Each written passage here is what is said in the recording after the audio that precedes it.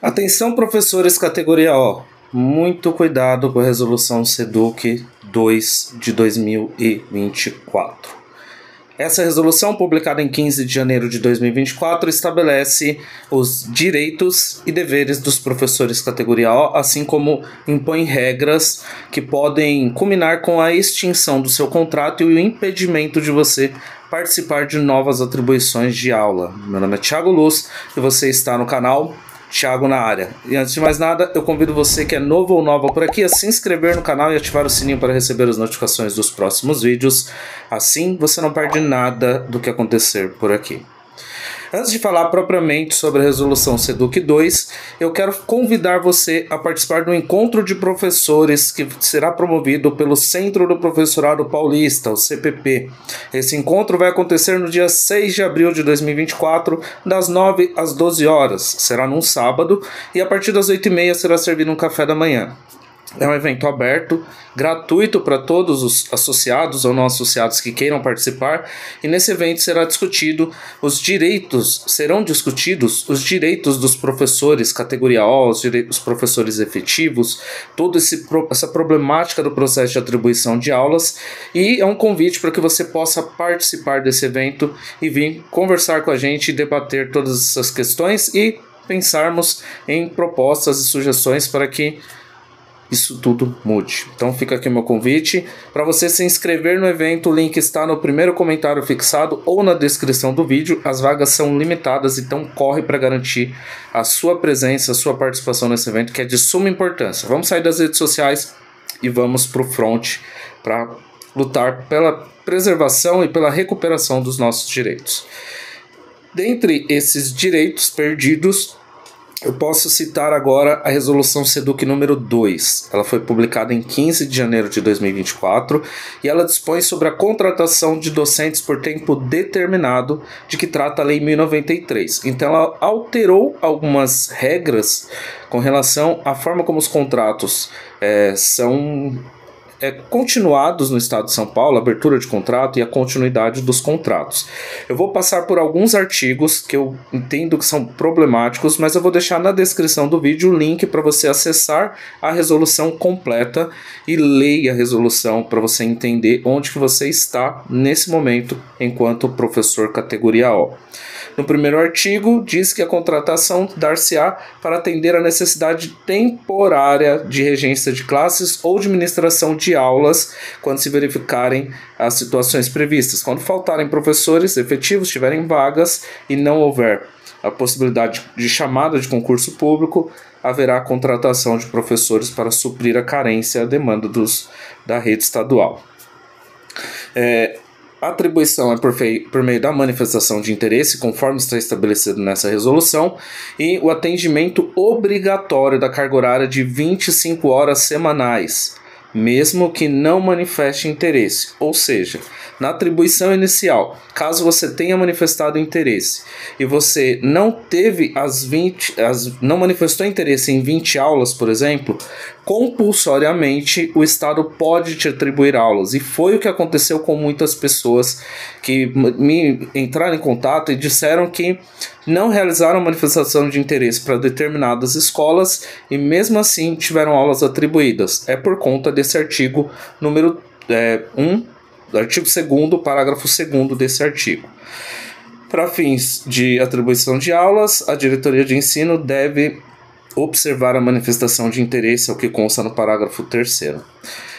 Aos docentes contratados, após esse processo de atribuição inicial, passarão a concorrer a outras atribuições, inclusive o processo inicial na escola de classificação. Se ele tiver aulas atribuídas, ele pode ter o complemento da carga horária caso surjam aulas na unidade escolar, e concorrer também em nível de diretoria de ensino para ampliar a carga horária. A classificação foi por ordem de prioridade, tem vídeos em que eu falo sobre essa ordem, porque constou nas portarias publicadas do processo de atribuição de aula. E tem alguns itens que são importantes. O parágrafo 9º desse artigo 2º diz sobre o tempo de magistério, que é caráter autodeclaratório com base em documentos expedidos pela autoridade competente. E ele apresenta 2 pontos. Primeiro, que as divergências nas informações prestadas, quando relacionadas ao tempo de magistério, favorecerem indevidamente a pontuação final e a classificação do docente, será de caráter objeto de eliminação do processo, ficando o docente contratado ou candidato à contratação impedido de participar da atribuição. Isso aconteceu com muitos professores também. Mas o item 2 diz que as divergências nas informações prestadas no que se refere à habilitação ou qualificação serão objeto de anulação da atribuição realizada, devendo a comissão realizar ajustes na formação com base no que for efetivamente comprovado, podendo a critério da comissão regional haver eliminação do processo de atribuição de classe e aulas. Ou seja, se você indicou uma formação que você não tinha, a diretoria de ensino pode até te excluir do processo, mas a orientação inicial é que faça a correção da sua formação e você continua participando das atribuições de aula. Além disso, o artigo 3º fala sobre a questão da habilitação e qualificação, qual é a ordem de prioridade dos candidatos da FGV. Os docentes contratados não poderão desistir de aulas atribuídas. O artigo 4º diz que os docentes devidamente classificados, os candidatos à contratação e o docente contratado deverão participar do processo de atribuição de aulas durante o processo regular e, durante o ano, devem participar do processo de atribuição, manifestando interesse. Porque se você não manifestar interesse, você pode ter o seu cadastro anulado. Então você não vai ficar só no banco de dados da Secretaria da Educação.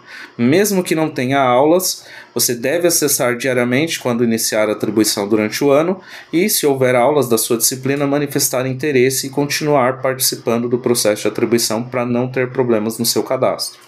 O parágrafo 3º desse artigo 4º, ele diz que, depois de esgotadas as possibilidades de atribuição de aulas na conformidade que dispõe o parágrafo 2º, que são as 25 horas, se não houver mais possibilidades de saldo remanescente para te atribuir essa carga horária, aí sim pode ser atribuída uma carga horária inferior às 20 aulas, no caso as 25 horas.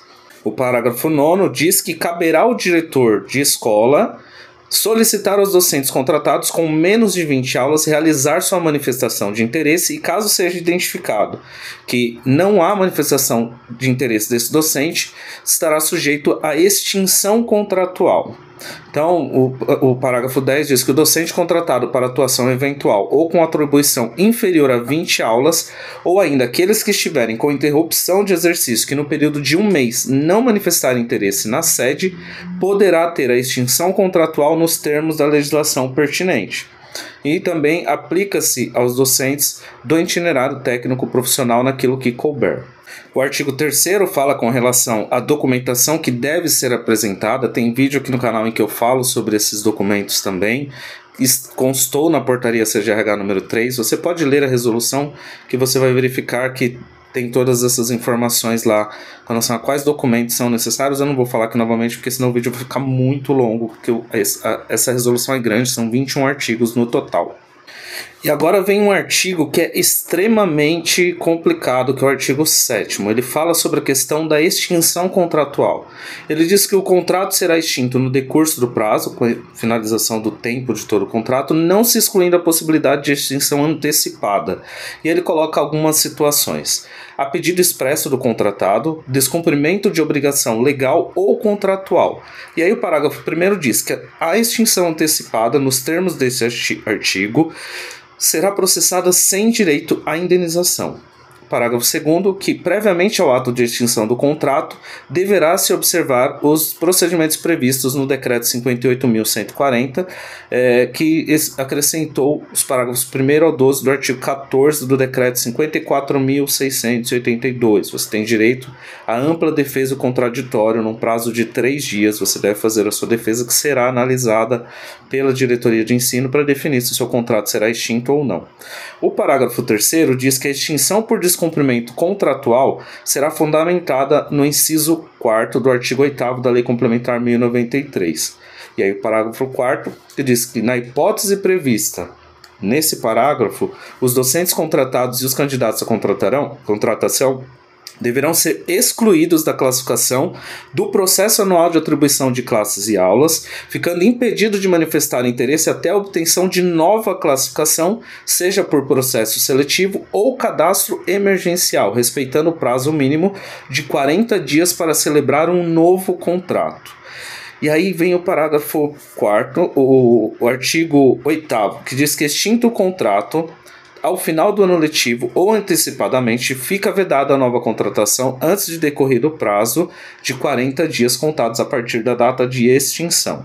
Parágrafo 1º diz que o docente que venha a ter o contrato extinto por descumprimento contratual, no inciso 4º do artigo 8º da Lei 1093, não poderá ser contratado novamente, em razão de não preenchimento do requisito de boa conduta, mesmo que esteja devidamente classificado em novo processo seletivo ou caráter emergencial.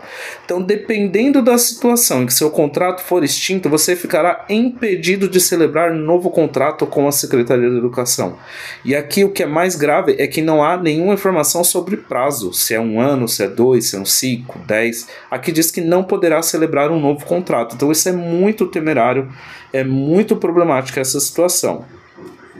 Diz ainda que o contrato que for extinto por descumprimento legal por ultrapassar o limite de ausências legais não se aplicará ao previsto no parágrafo 1º desse artigo. Durante a vigência de um contrato, não poderá ter a celebração de um novo contrato. Outro item muito complicado, que é o parágrafo 4º, que diz que os docentes contratados, ao se afastar por incapacidade temporária, motivados ou não pela mesma doença, seja períodos consecutivos ou intercalados, pela soma dos dias igual ou superior a 45 dias no respectivo ano civil, poderão ter seus contratos extintos. Então, se você tiver afastamentos, se você ficar doente, você não pode ficar doente. Se você ficar doente de forma que você tenha que se afastar por 45 dias, somando todo o período de afastamento, o seu contrato será extinto. Então, é isso que eles estão colocando. Você não pode mais ficar doente.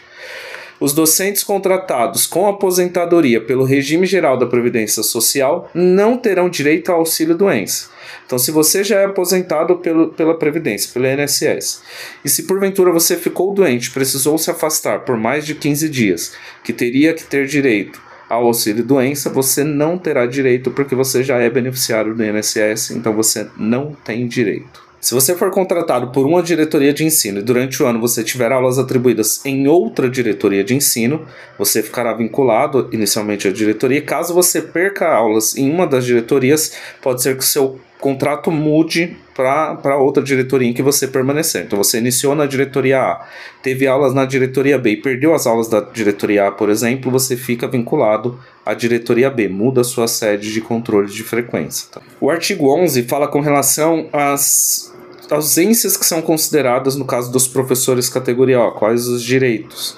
Então, no caso, tem direito no casamento a 2 dias consecutivos, a partir da data do casamento, falecimento de pais, irmãos, cônjuge, companheiro ou filhos, até 2 dias consecutivos, a partir da data do óbito, e os serviços obrigatórios por lei, por exemplo, falta de TRE, por exemplo. O docente poderá requerer, no caso da falta, a justificativa de faltas ao trabalho até o limite de 3 faltas, sendo no máximo 1 por mês com perda da remuneração referente ao dia, e o requerimento ele tem que ser feito por escrito no primeiro dia subsequente ao dia da ausência. Caso você não observe isso, poderá ter consignado a falta injustificada. E no caso das faltas injustificadas, a partir da segunda, automaticamente é aberto um processo de extinção contratual. E aí você pode ser submetido, ser enquadrado naquele artigo que diz que o seu contrato será extinto e que você pode ficar impedido de celebrar um novo contrato com a Secretaria da Educação.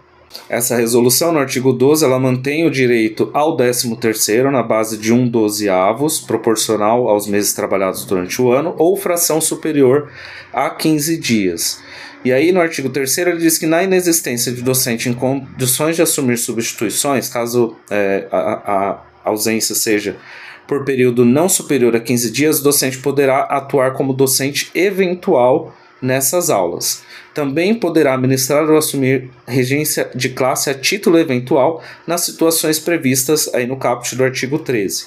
O docente eventual deverá atuar somente em sua unidade de controle de frequência, podendo atuar em unidade diversa com a devida anuência do diretor. Ou seja, se você teve o seu contrato aberto como docente eventual e você está vinculado a uma unidade escolar, você obrigatoriamente está vinculado a ela.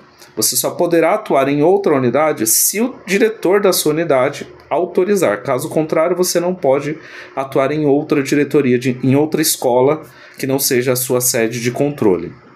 Os demais artigos finais, eles falam sobre a questão dos professores, as habilitações e qualificações, a ordem de prioridade para os habilitados, primeiro a atribuição de aula, e caso não tenha docente habilitado que possa assumir as aulas, aí a atribuição pode ser feita com base nas qualificações dos docentes qualificados.